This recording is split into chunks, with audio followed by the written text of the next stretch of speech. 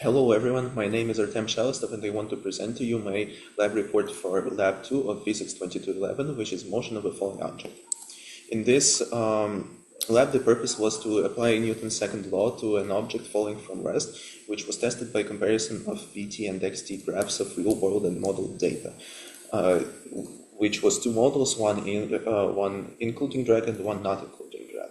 As we can see, the model with drag, which is the blue one, is much more accurate than the green one without drag. Newton's second law states that the net force acting on an object is equal to the mass of the object multiplied by its acceleration, which is F net equals to ma. There's two forces acting on the object in question, which is gravity and drag force, and because the gravity force is negative mg in the y direction and F drag is positive b times length of v times v, length of v squared times v hat newtons, the F net is their sum. The first one is negative because it's pointing downwards, and drag is positive because it points upwards. This data can be used to estimate accelerations and speed of the object at any given moment. The procedure was to drop the object from rest and record its movement, import the video to tracker and record its position on set time intervals, then to export the positions and speeds, and create a model in closed-tree assuming Fnet equals to Fg without drag, and the other model assuming Fnet is equal to Fg plus F drag, so including drag. And then plotting the Vt and Yt graphs of the actual object and the two models, and then comparing and discussing the results. The initial conditions were that the initial velocity is resting, so it's 0. The initial position is as follows, and the system is the umbrella surrounding air and the Earth, which acts with gravity on the umbrella, and start time, time steps, and final time are as stated below. So the setup of the code was pretty much the same. The only thing which I added is import of the actual data as a string and additional 4 curves of the position and velocity with drag and just actual data. Then I changed the mass of the umbrella to 125 grams because that's about what it weighed in real life.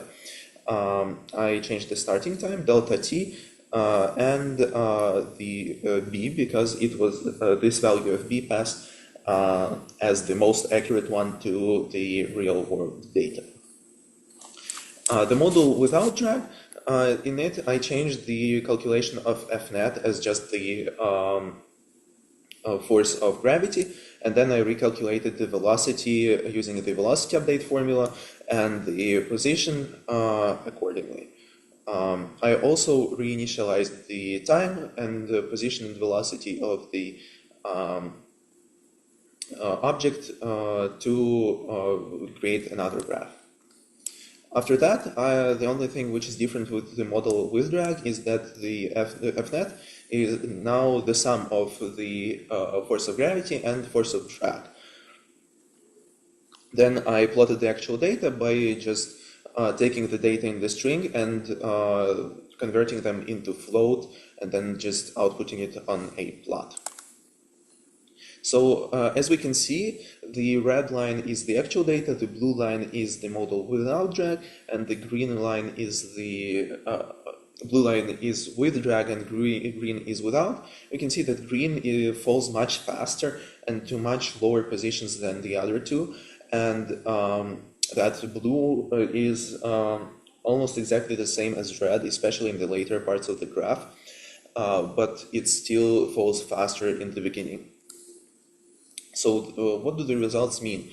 I think it means that there is a measurable force of drag acting on the objects falling from rest, and that the model with drag predicts a terminal velocity because the velocity levels out around negative 1.2 meters per second in the negative direction of y,